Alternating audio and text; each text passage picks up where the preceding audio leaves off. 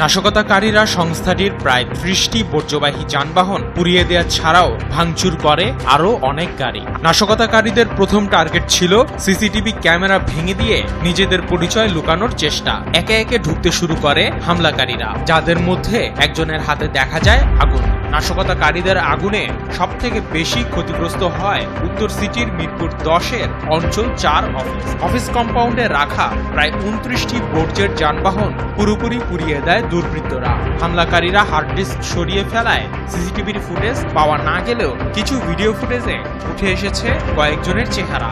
আগুন দেওয়ার পর গেট টপকে বেরিয়ে যেতে দেখা যায় তাদের।